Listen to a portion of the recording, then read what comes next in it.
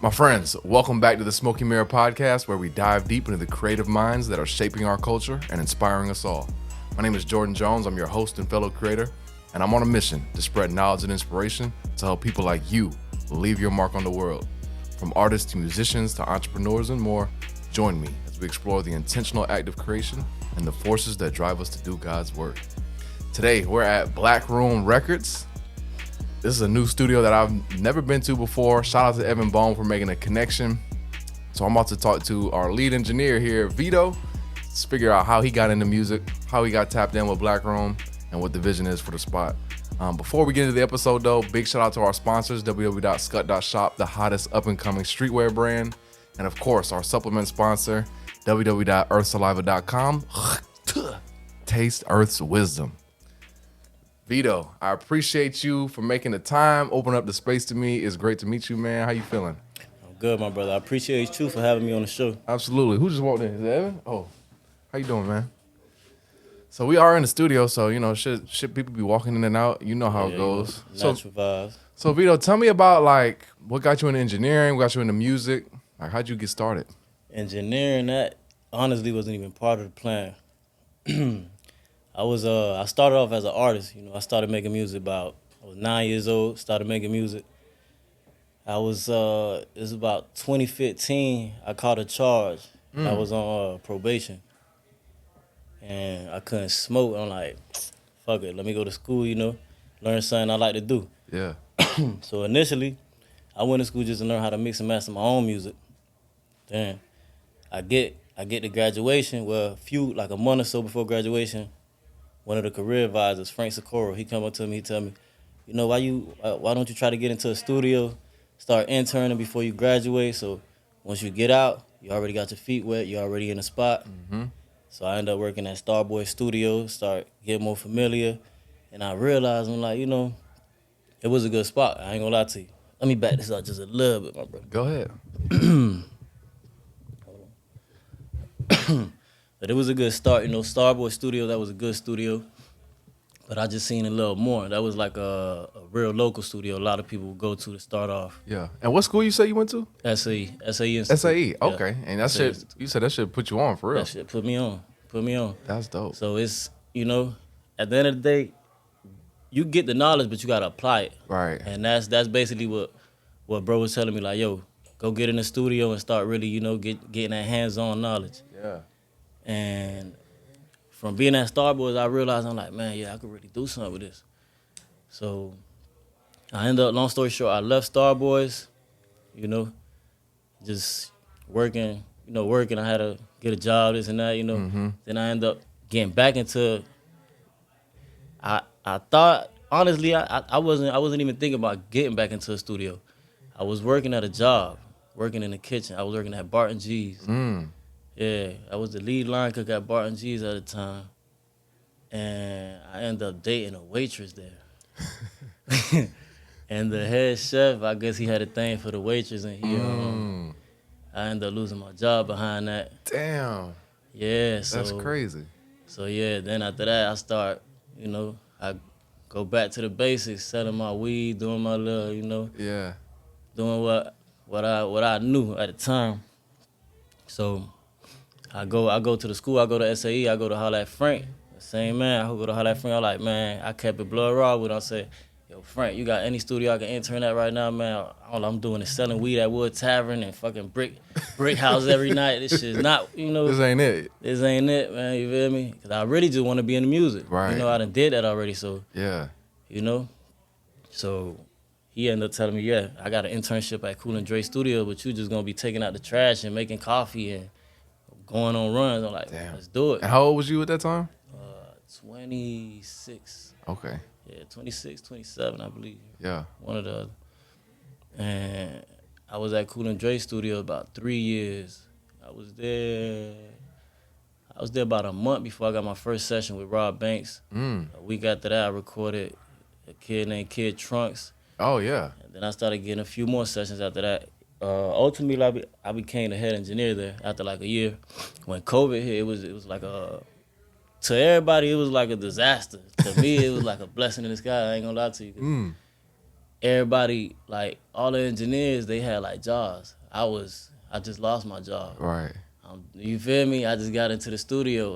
The waitress that I was dating, she, we going through it. She kicking me out of the crib. I lost my job. No, and give you a little backstory. I lost my job because of the chef. Right. And it was like a general manager, some lady there. She kind of had a thing and she knew. So then the girl ended up losing her job as well. Damn. So it was y'all like both got fired. Yeah, it was some bullshit. So the spot I was staying at, I ended up taking my deposit just to try to help her out.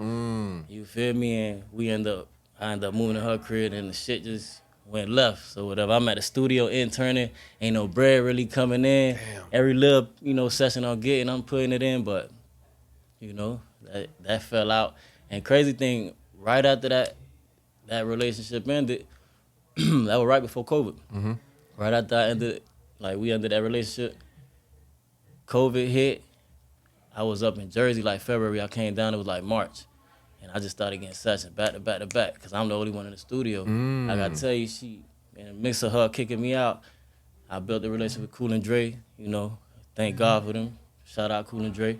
Them boys, after a while, start realizing, they seen the situation and they was cool with me staying at the studio. Nice. After everything was cleared out. So that was a blessing, bro. For real, bro. Shout out to Cool and Dre. That's what's up. For sure, That's real. for sure. And after a year, I became a head engineer there. I done worked with a lot of people, bro. And Go ahead and flex some of them, brag. Yeah, say some names. Mary J. Blige, Jadakiss, Damn. you feel me? We got a Grammy nomination for Mary J. Blige album. That's Her dope. last album. Congrats Yeah, on that. That's what's up. Yeah, for sure. Yeah. So, All right. now, Yeah. now, is I'm not currently at Cool and Dre Studio, but that's still Right. family at the end of the day. They got a partnership with Airbnb. They was doing like renovations for about a year, So I was basically freelancing for a moment till I got a call from my homie Frank Castle. Mm-hmm. He told me about this studio, and I got another call from my homie Dark Sky and rest in peace Marlo.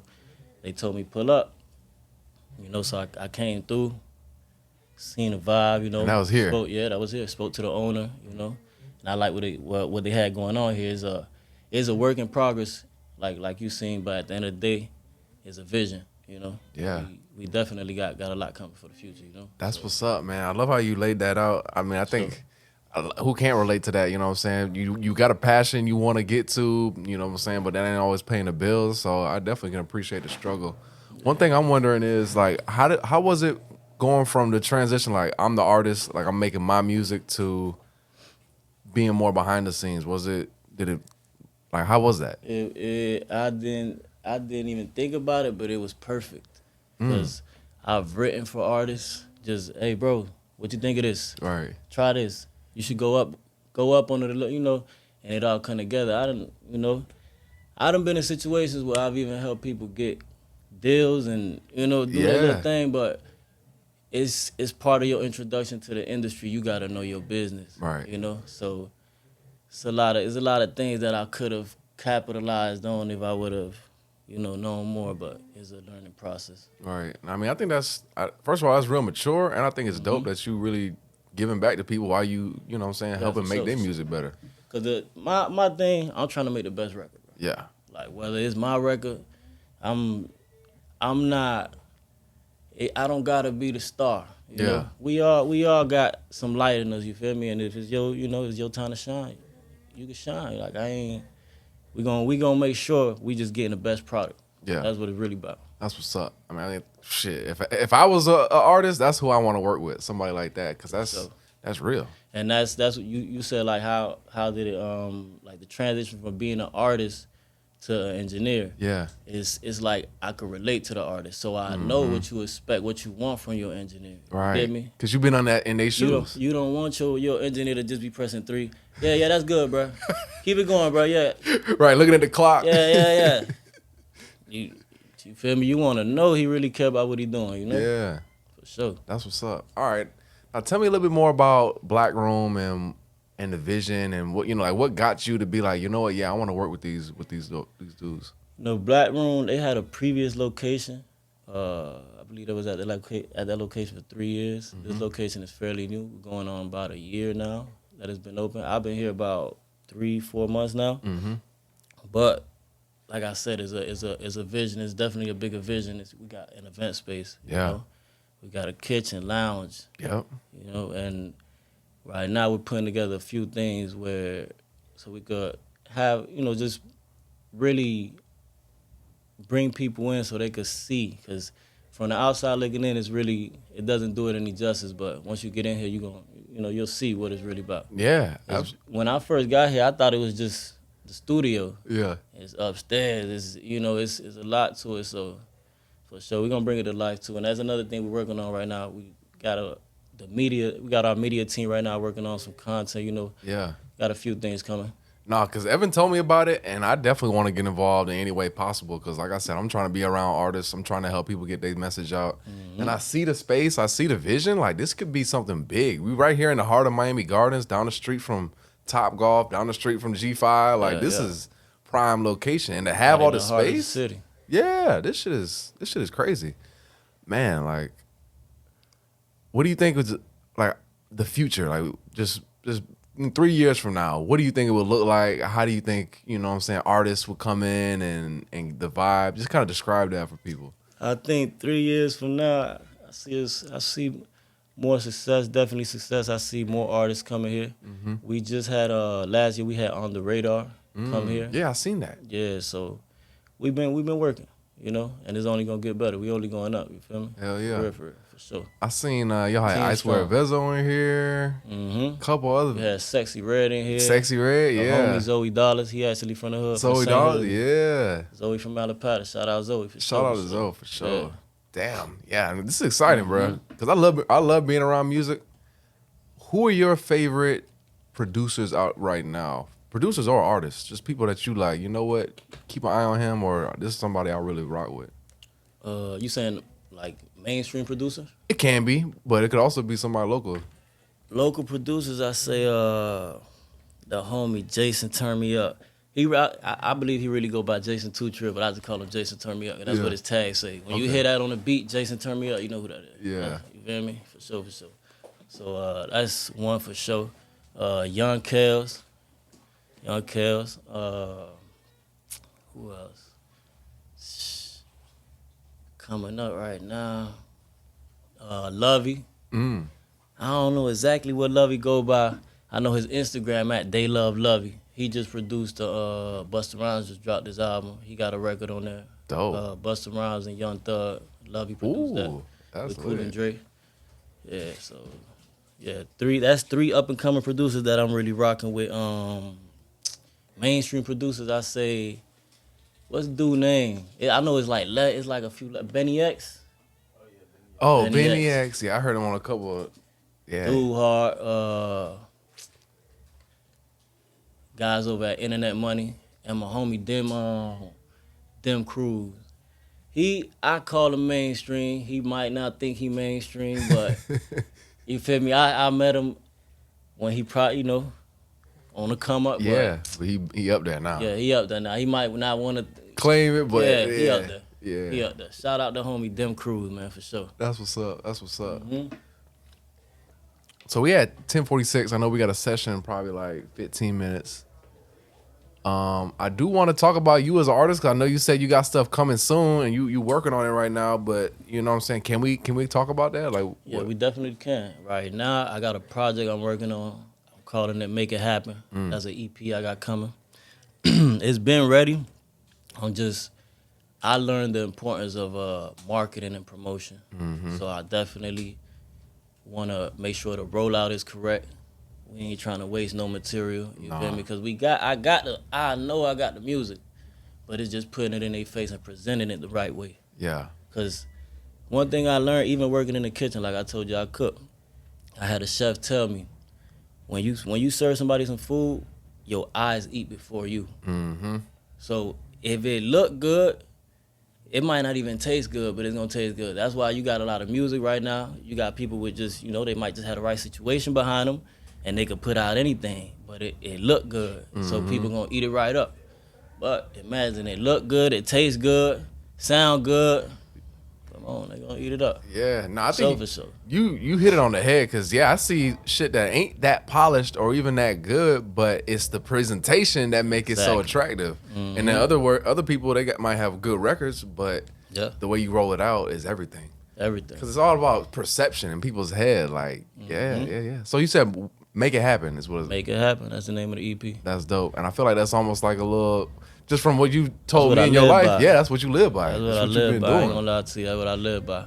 I seen this post that say, like they say people in life gotta have a skater mentality. Cause a skater, and I used to skate too. I used to back in middle school. I skated for like probably a year or two with my homies.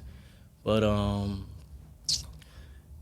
a skater, you gonna fall trying to learn that trick so many times, trying to hit them 7 steps or this and that. Yeah. But when you finally hit it, you only gonna get better at that landing, you know, and now it becomes effortless. And that's really what it is. Make it happen. You feel me? Really put that work in until it's clockwork. And I think you got to have that mindset if you're going to do anything creative, if you're going to be an entrepreneur. Because Lord knows, especially you starting off at the bottom, ground one, you never done it before, you going to be making mistakes. You going to be messing shit up. And you got to be self-motivated because when you at ground, don't nobody see it but you. Yep. You might think, it's going to be days you're going to think you're going crazy, but you got to keep that vision. Facts. It been days when I'm editing the pop, I'm like, what the fuck am I doing this for? You know what I'm saying? You gotta like, remind yourself. Yeah, you gotta want to do it. You gotta want it. So you gotta want it.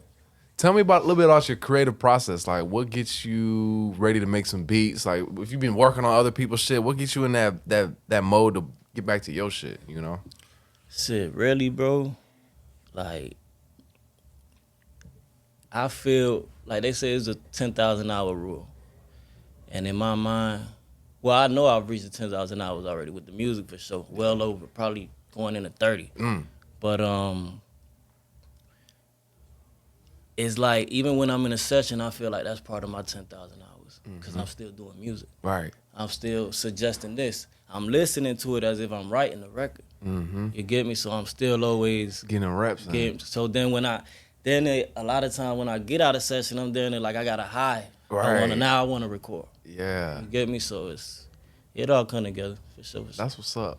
What advice would you give to younger artists or maybe future producers and engineers? They trying to come up and they might be going some of the similar struggles that you was going through. You know what I'm saying? They got another job that they work in. They trying to hustle to make their career work. What advice would you give to them?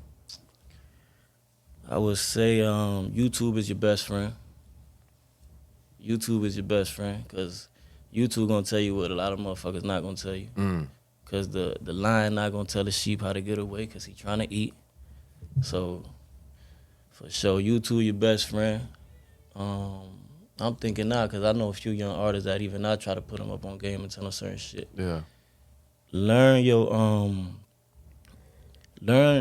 your splits, like your royalties, your mechanical royalties, your back ends, your publishing, everything. I'm still doing my research. I just recently watched a video and I just learned this. Supposedly, you know, we get 7 forms of royalties in music. 7. I only knew about 3 until last night. You know, I only knew about 3. I only knew, your Spotify. You get paid for Spotify, your streams. And then you get your BMI, your publishing, but then you got Song Trust, where that collects your international royalties. Damn. You know, and that's basically like having an admin. Right. That's basically what an admin do. An admin collect all that money that okay, they playing it here, they playing it there. Right. They get that shit for you. So they basically have that system, and I'm not sure. I'm not sure exactly how the payment goes on it. Cause I'm still in the process right now, and I'm keeping it raw with you. This is something I'm about to put into the test right now with my next project. So, and that's what I was telling you. I want to make sure everything right, so we capitalize it. Yeah, that's the thing. We want to move correct. I ain't trying to move fast, cause I could just be dropping. Right. I'm sure you got music. Right? Over 100 songs for sure. Over 100 songs. That's not even like things I've written for people.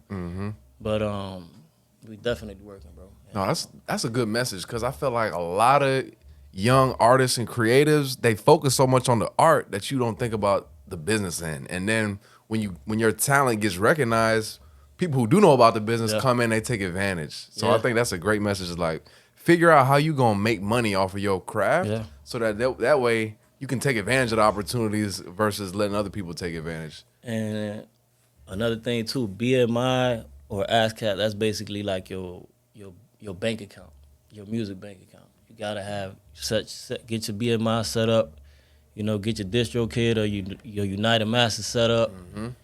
You know, make sure you know where your money going at, and just that's really the main thing, bro. Cause I know a young artist right now, and like I said, I'm learning myself. Cause ain't nobody really told me nothing about it. I had to learn trial and error. Right. But I see this kid, he drop a song, he gets 20,000 plays in a month, 50,000 plays. He drops a video, you getting 20. I'm like, and it's not like he's not buying any of his beats. His beats off of YouTube. You He's not even leasing. Not even leasing them. I'm like, Damn. bro, I like, bro, you lease this? Nah, what you mean? I'm like, nah. Yeah, Like, bro, come you on, bro. tripping. You trying to get signed, you already could be making your two You be bands making money, yeah. or something a month off of your music easily, because he dropping music consistently. You know, it's especially in that generation. Like, that's another thing too. I want to tell the artists, when you coming up, don't be afraid to just drop your music. It's gonna make you get better, because then you know what. Okay, I need to when I go to the studio, I gotta do this different. I gotta do that different. Or another thing, I used to get caught up on the mix, getting my songs mixed, and you know, sometimes you just gotta let a person hit it. Yeah. Sometimes you really do. Like, now I'm at a stage where I'm an engineer, so I can mix my own records and such. But Right. you know, you might stumble across somebody that might believe in you, and man, let me get you in the studio. Or this don't sound right. Let me fix it for you. Mm-hmm. You know, do what you can. You know, work with what you got. Right. Starting off, don't get stuck thinking, damn, I gotta have a whip, I gotta have a chain, I gotta have this, that. Everybody ain't living like that. Everybody ain't scamming. Everybody ain't got. Right. You feel me? Everybody ain't got 10 bands to go throw in the club right now. Yeah. Don't think you gotta have it like that to do it. Yeah. Just do it. Like, make it happen. That's it. That's a good message too, because I think too many people want to be something that they feel like they need to be versus just being who they are. Mm-hmm. It's like, bro, just keep it real and tell your story. You know what I'm saying? We got, you know what I'm saying, people doing it big. Tell us your story from where you at. You know, I think that's real. Facts. That's what's up. All right, yeah, we got 5 minutes. Any last words, shout outs, things you want people to tap into? Shout out Blackroom Records. Shout out Cool and Dre. Shout out Jason Turn Me Up. He produced down there the whole EP. Dope. You feel me? He produced every song except the intro in there. Shout out Evin Bone. Shout out Evin Bone for sure. Shout out the man. You feel me? You know, appreciate you having me on the show, brother. Absolutely, So, absolutely. love. And do we got a date for the EP, or when can we expect Ain't it? no date for it. Right now I'm in the process of shooting a music video. Okay. You know, once I get that video, is a wrap. I'm gonna announce a date though, for sure. It ain't gonna be no later than March for sure. Okay, bet. And then give First us quarter for sure. give everybody your IG so I can tap in. Y'all can follow me, tap in with me at Davito Green. That's Davito, Davito Green on IG and everywhere else for sure. Dope. Holla at me. All right, bro. I appreciate you. And if you need a session, tap in as well. You need a mix and master, tap in. Blackroom Records with a 3 instead of a E. Love. Dope, bro. So.